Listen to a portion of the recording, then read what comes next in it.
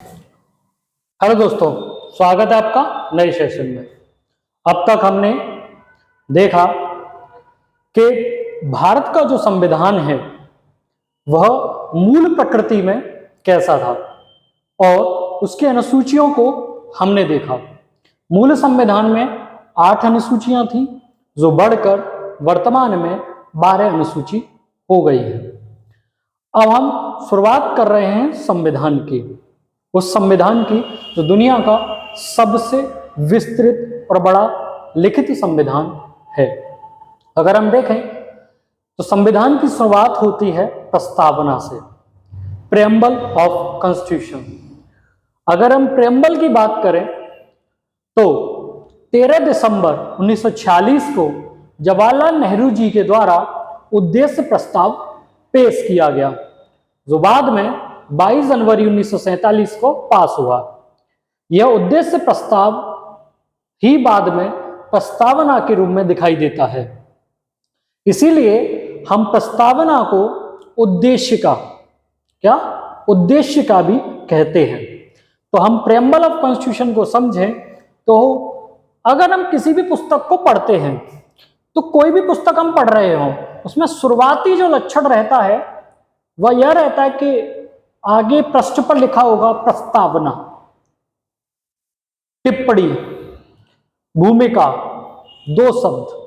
यह जो सारी चीजें हैं यह उस किताब, उस पुस्तक के विषय में हमें एक दर्शन के रूप में, उसकी एक झलक के रूप में दिखाई देती है जो उस पुस्तक में लिखा हुआ है। उसी प्रकार प्रस्तावना भी हमारे संविधान की झलक प्रस्तुत करती है, यानी कि प्रस्तावना संविधान का दर्शन है, उसकी आत्मा है। तो प्रस्तावना किस रूप में हमारे संविधान में जुड़ती है तो वो उद्देश्य प्रस्ताव है। प्रस्तावना किस संविधान के आधार पर भारत के संविधान में ली गई है तो वो संयुक्त राज्य America, United states of America. दूसरा, हमारी प्रस्तावना की भाषा पर ऑस्ट्रेलिया की प्रस्तावना की भाषा का प्रभाव दिखाई देता है। तो हम आज देखते हैं प्रस्तावना को। पहले प्रस्तावना को स्टेप बाय स्टेप हम समझेंगे और वह नोटिस करेंगे कि प्रस्तावना में ऐसा क्या है जो पढ़ना आवश्यक है। और एक और बात, प्रस्तावना को समझना बेहद आवश्यक है इस रूप में, क्योंकि अगर प्रस्तावना समझ में आ गई तो भारत के संविधान में आगे महत्वपूर्ण चीजें क्या हैं, हमारे संविधान का मूल अवधारणा क्या है, बेसिक स्ट्रक्चर क्या है, वह समझ में आ जाएगा। तो हम शुरुआत करते हैं भारत के संविधान की प्रस्तावना से। भारत के प्रस्तावना की शुरुआत हम भारत के लोग, कहां से शुरुआत होती है? हम भारत के लोग। अगर हम यहां देखें तो ये भारत के लोग जो टिप्पणी है, यह टिप्पणी किसे बताती है कि हमारा संविधान पूरे देश के समाहित प्रयास से, यानी कि पूरे देश के लोगों के प्रयास से बना है। तो ये स्रोत है हमारे संविधान का।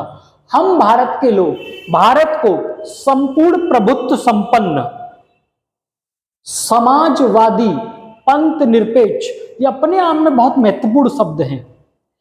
संपूर्ण प्रभुत्व संपन्न, संपूर्ण प्रभुत्व संपन्न का मतलब है देश के अंदर तथा देश के अंतर्गत आने वाले कोई भी फैसले लेने के लिए हमारी सरकार किसी अन्य पर निर्भर नहीं होगी, वह अपने फैसले लेने के लिए स्वतंत्र होगी। यानी कि देश के हित के लिए लिया गया कोई भी फैसला कोई भी बाहर की सरकार या बाहर का कोई भी व्यक्ति नहीं बदल सकता। हमारी सरकार हमारे देश के हित में कोई भी फैसला लेने के लिए स्वतंत्र है। इसे प्रभुत्व संपन्न, है ना, कहते हैं। समाजवादी, समाजवादी का मतलब है कि पूरे देश के किसी भी संसाधन पर किसी भी व्यक्ति या किसी एक संस्था का हक नहीं होगा, पूरे देश का हक होगा। अगर इस बात को देखें तो यह असमानता, अनइक्वालिटी को खत्म करने की बात है। पंथ निरपेक्ष, पंथ निरपेक्ष यानी कि देश का कोई धर्म नहीं है, सेकुलर जैसे बोलते हैं, सेकुलर स्टेट, ठीक है। पाकिस्तान जिस आधार पर बना था वह था इस्लाम। भारत ने किसी भी धर्म को सरकारी महत्व नहीं दिया है। पंथ निरपेक्ष का मतलब है सेकुलर, यानी कि व्यक्ति सभी अपने धर्मों का सम्मान कर सकते हैं, सरकार सभी धर्मों का सम्मान करती है, किंतु किसी भी धर्म को प्रश्रय या समर्थन नहीं करती है। लोकतंत्रात्मक गणराज्य बनाने के लिए, देखिए लोकतंत्र है इस देश में, गणराज्य का मतलब क्या होता है? रिपब्लिकन। रिपब्लिकन का मतलब होता है राष्ट्र का प्रमुख, यानी कि राष्ट्र का जो सबसे पहला व्यक्ति है, प्रमुख, स्टेट हेड, वह चुना हुआ होना चाहिए। जैसे हमारे देश का सर्वप्रथम सबसे बड़ा पद राष्ट्र प्रमुख का राष्ट्रपति है, जो कि जनता के द्वारा प्रत्यक्ष रूप से चुना हुआ होता है। बनाने के लिए तथा उसके समस्त नागरिकों को सामाजिक, आर्थिक और राजनीतिक न्याय, तो हमारे देश में कितने प्रकार के न्याय की बात की गई है? 3 प्रकार के न्याय की बात की गई है, सामाजिक, आर्थिक तथा राजनीतिक न्याय। समझ रहे हैं? तो कितने प्रकार के न्याय हैं? 3 प्रकार के, सामाजिक, आर्थिक और राजनीतिक न्याय। विचार, अभिव्यक्ति, विश्वास, धर्म और उपासना की स्वतंत्रता। आप जिस विचार को मानना चाहें उस विचार को मान सकते हैं, जिस आइडियोलॉजी को मानना चाहें मान सकते हैं। देश का संविधान इसकी अनुमति देता है। अभिव्यक्ति, एक्सप्रेशन, क्या आप एक्सप्रेस करना चाहते हैं, कोई आपको नहीं रोकेगा अपनी बात बोलने से। विश्वास, आप जिस चीज में विश्वास रखना चाहें रख सकते हैं, न रखना चाहें नहीं रख सकते। धर्म, आप जिस धर्म को मानना चाहें उस धर्म को मान सकते हैं, अगर आप धर्म भी नहीं मानना चाहते तो वो आपका निजी फैसला है। उपासना, उपासना यानी कि पूजा पद्धति, जो भी आप पूजा पद्धति मानते हैं वह आप अपना प्रचलन कर सकते हैं, इसमें सरकार दखलंदाजी नहीं करेगी। प्रतिष्ठा और अवसर की समता, इक्वलिटी, हर चीज की इक्वलिटी, प्रतिष्ठा की भी और अवसर की भी, किसी को भी अवसर की असमानता नहीं दी जाएगी, यानी कि सभी को अगर मौका मिलता है तो सभी को मौका मिलेगा, चाहे राजनीति में हो, चाहे आर्थिक पक्ष में हो या सामाजिक पक्ष में, सभी की सामाजिक प्रतिष्ठा या आर्थिक प्रतिष्ठा या राजनीतिक प्रतिष्ठा या सामाजिक अवसरता बराबर होगी। प्राप्त कराने के लिए तथा उन सब में व्यक्ति की गरिमा और राष्ट्र की एकता और अखंडता, राष्ट्र की एकता और अखंडता, राष्ट्र की एकता और अखंडता, यानी कि देश को अक्षुण्ण बनाए रखना। देश एक है, उसकी संबंधी एक है, और अगर हम देखें तो जम्मू कश्मीर से लेकर कन्याकुमारी और नागालैंड से लेकर गुजरात तक पूरा देश एक सूत्र में है, उसकी एक अखंडता है। सुनिश्चित करने वाली बंधुता बढ़ाने के लिए, बंधुता यानी कि सभी देशवासियों में एक प्रेम, एकता उसे बांधती है। दृढ़ संकल्प होकर अपनी संविधान सभा में आज तारीख 26 नवंबर 1949 ईस्वी को हमारा संविधान कब बनकर पूर्ण हुआ? 26 नवंबर 1949 को बनकर पूर्ण हुआ। को एतद द्वारा इस संविधान को अंगीकृत यानी कि मानते हैं, अधिनियमित एक एक्ट के रूप में बनाते हैं तथा आत्मार्पित अपने आप को समर्पित करते हैं। तो हमने अपने संविधान को, किसने बनाया संविधान को? हम भारत के लोग, भारत के लोगों ने। We the people of India, जब हम बोलते हैं we the people of India, तो इस कॉन्स्टिट्यूशन का सोर्स क्या है, मेन सोर्स क्या है? तो भारत के लोग इसका सोर्स है। और कब बना? 26 नवंबर 1949 को हमने संविधान को अंगीकृत किया, अधिनियमित किया और अपने आप को आत्मार्पित किया। और यह संविधान कब लागू हुआ? तो 26 जनवरी 1950 को देश का संविधान लागू हुआ। यह थी भारत की प्रस्तावना। इसमें कुछ बदलाव हुए थे, वो आगे हम एक एक स्टेप समझते हैं। सबसे पहले संविधान अगर हम देखें तो संविधान में एक आर्टिकल है 368, संविधान संशोधन। तो संविधान संशोधन, क्या प्रस्तावना में भी संशोधन हो सकता है, इसको भी हम समझते हैं। अगर हम देखें प्रस्तावना संशोधनीय है या नहीं, तो सबसे पहला मामला वर्तमान बांग्लादेश और उस समय का पूर्वी पाकिस्तान, उस समय एक जमीन विवाद पैदा हुआ, उसको लेकर एक बेरूबारी संघ मामला, बेरुबारी मामला हमें दिखाई देता है 1960 में, जिसमें हमारे संविधान में अगर हम देखें तो उस समय अखंडता शब्द नहीं था, प्रस्तावना में एकता शब्द था। तो यह कहा गया कि हम अपना हिस्सा किसी को भी नहीं दे सकते। तो इस केस को लेकर प्रस्तावना में यह बात आई कि क्या संविधान की प्रस्तावना में संशोधन हो सकता है या नहीं हो सकता। तो यह मामला सुप्रीम कोर्ट गया, क्योंकि संविधान पर अगर कोई प्रश्न चिन्ह होता है तो संविधान का संरक्षक, custodian of our constitution supreme court है, उच्चतम न्यायालय। उसके पास यह मामला जाता है तो वह कहता है कि प्रस्तावना संविधान का भाग नहीं है, और प्रस्तावना संविधान का भाग नहीं है तो प्रस्तावना में संशोधन नहीं हो सकता।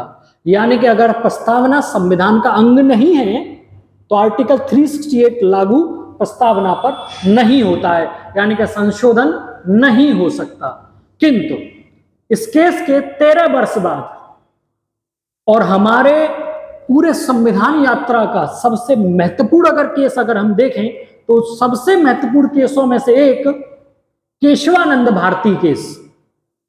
केशवानंद भारती केस केरल का एक मामला था जो 1973 में जिसका जजमेंट आया, उच्चतम न्यायालय सुप्रीम कोर्ट ने कहा इस जजमेंट में कि संविधान में संशोधन जिस प्रकार से आर्टिकल 368 से हो सकता है और प्रस्तावना संविधान का अंग है, प्रस्तावना संविधान का अंग है, तो प्रस्तावना में भी संशोधन हो सकता है। यानी कि केशवानंद भारती के प्रस्तावना को संविधान का अंग मानता है, और जब संविधान का अंग मानता है तो ऑब्वियसली बात है उसमें संशोधन हो सकता है। तो अगर हम वर्तमान स्थिति को देखें तो प्रस्तावना संविधान का अंग है और उसमें संशोधन हो सकता है, यह वर्तमान स्थिति है। किंतु सुप्रीम कोर्ट ने एक शर्त रखी। वह शर्त क्या थी कि संविधान में जिस प्रकार से संशोधन हो सकता है उसी प्रकार से प्रस्तावना में भी हो सकता है, किंतु प्रस्तावना में संशोधन मूल ढांचे बेसिक स्ट्रक्चर के खिलाफ नहीं होगा। अब ये बेसिक स्ट्रक्चर क्या है? तो बेसिक स्ट्रक्चर एक मूल अवधारणा है जो संविधान के प्रणेताओं ने जिस सोच को लेकर, जिस विचार को लेकर भारत का संविधान बनाया, उस विचार को कभी मरने नहीं दिया जाएगा। जिस प्रकार पंथ निरपेक्षता हमारे संविधान में पहले नहीं थी, मगर सुप्रीम कोर्ट ने समय समय पर कहा कि हमारे संविधान का मूल अवधारणा में से पंथ निरपेक्षता है, समाजवाद है, तो उन चीजों को खत्म नहीं किया जा सकता। अभिव्यक्ति की स्वतंत्रता है, धर्म की स्वतंत्रता है, आर्थिक, सामाजिक और राजनीतिक न्याय की अवधारणा है, यह मूल ढांचा है, इसके खिलाफ संशोधन नहीं हो सकता। यह बात केशवानंद भारती केस में सामने निकल कर आई। अब अगर हम देखें तो प्रस्तावना का जो महत्वपूर्ण बात है कि वह उपयोगिता क्या है, सिग्निफिकेंस ऑफ प्रेम्बल या importance of preamble of constitution. तो क्या है उसकी सिग्निफिकेंस, क्या है उसकी उपयोगिता, महत्वता क्या है, यह बहुत महत्वपूर्ण है। प्रस्तावना को अगर हम ढंग से पढ़ें, ठीक से पढ़ें, तो एक प्रकार से हमें पूरे संविधान की एक झलक मिलती है, एक आत्मा है इसमें संविधान की। तो ये जो दर्शन है संविधान का वो प्रस्तावना में दिखाई देता है। तो क्वेश्चन अगर पूछे कि संविधान का दर्शन कहां पर है, कहां पर अवस्थित है, कहां पर दिखता है, मूल अधिकार, डीपीएसपी या प्रस्तावना, तो आप क्या कहेंगे? प्रस्तावना। तो प्रस्तावना को अगर हम महत्वपूर्ण देखें तो प्रस्तावना में संविधान का दर्शन है, इसीलिए प्रस्तावना को संविधान की आत्मा कहा गया है। क्या कहा गया है? संविधान की आत्मा कहा गया है। किसको? प्रस्तावना को। प्रस्तावना संविधान का परिचय पत्र है, इंट्रोडक्शन ऑफ आवर कॉन्स्टिट्यूशन। समझ रहे? प्रस्तावना को क्या दर्जा दिया गया है? प्रसिद्ध न्यायविद और संविधान विशेषज्ञ एनके पालकीवाला ने यह बात कही थी कि प्रस्तावना संविधान का परिचय पत्र है। दूसरा, संविधान सभा जब बना रही थी तो प्रारूप समिति का गठन किया गया। प्रारूप समिति में कुल 7 सदस्य थे। डॉक्टर भीमराव अंबेडकर साहब उसके अध्यक्ष थे। उसी में एक सदस्य थे के.एम. मुंशी साहिब। के.एम. मुंशी साहब ने कहा प्रस्तावना हमारे संप्रभु प्रजातांत्रिक गणराज्य या गणतंत्र की जन्म कुंडली है। क्या कहा? जन्म कुंडली कहा है उन्हें। हमारे देश के संविधान की प्रस्तावना हमारे संप्रभु प्रजातांत्रिक गणतंत्र की जन्म कुंडली है। किसने कहा? के.एम. मुंशी ने। तो यह है प्रस्तावना। अब जब हम वर्तमान स्थिति को समझ रहे हैं केशवानंद भारती केस के बाद, तो केशवानंद भारती केस क्या कहता है कि प्रस्तावना में संशोधन हो सकता है, तो फिर संशोधन भी हुआ। 1976 में 42वें संविधान संशोधन द्वारा इमरजेंसी आपातकाल के समय इंदिरा गांधी सरकार ने प्रस्तावना में संशोधन किया और संविधान संशोधन में प्रस्तावना में 3 शब्दों को जोड़ा। तो देखें, प्रस्तावना में संशोधन हुआ 42वां संविधान संशोधन 1976 द्वारा और 3 शब्द जोड़े गए, समाजवादी, पंथ निरपेक्ष और अखंडता। समाजवादी, पंथ निरपेक्ष और अखंडता शब्दों को जोड़ा गया। अगर मजाक देखें तो 4 शब्द थे। कैसे? तो पहला शब्द है समाजवादी, पंथ निरपेक्ष। अब यहां एकता था तो और अखंडता भी तो जुड़ा, अगर मजाक है तो समझिए समाजवादी था, पंथ निरपेक्ष और अखंडता शब्दों को 1976 में जोड़ा गया। या 1950 के संविधान, मूल संविधान में यह शब्द प्रस्तावना में दिखाई नहीं देते हैं। तो आपको समझ में आया कि किस प्रकार प्रस्तावना कितनी महत्वपूर्ण है। इसको समझिए, याद करने की जरूरत नहीं है, आवश्यकता नहीं है। आप वकील की पढ़ाई नहीं कर रहे हैं, याद करना चाहें तो कर सकते हैं, मगर महत्वपूर्ण यह है कि इसकी चीजों को समझना है। कितने प्रकार का न्याय? के 3 प्रकार का न्याय है। कितने प्रकार की स्वतंत्रता? तो 5 प्रकार की स्वतंत्रता है। कितने प्रकार की समता है? तो प्रस्ताव और अवसर की समता है। कब लागू हुआ, कब बना यह, तो यह पता होना चाहिए, है ना। तो यह महत्वपूर्ण है। तो प्रस्तावना से जितने प्रश्न बन सकते हैं वो सारी मैंने समझाने का प्रयास किया। दूसरा, आपकी महत्वपूर्ण आइडियोलॉजी को समझाया कि किस प्रकार प्रस्तावना कितनी महत्वपूर्ण है और उसकी वर्तमान स्थिति क्या है, उसमें संशोधन हो सकता है या नहीं हो सकता, और हो सकता है तो बेसिक स्ट्रक्चर क्या है और उसके खिलाफ क्यों नहीं हो सकता। यह बात हमें प्रस्तावना समझाती है। तो संविधान की आत्मा प्रस्तावना को आज हमने समझा। उम्मीद है आपको यह सेशन बहुत अच्छा लगा होगा। आप स्क्रीनशॉट ले सकते हैं। तो छोटा सेशन है, बहुत उपयोगी है। मिलते हैं नेक्स्ट सेशन में। नमस्कार।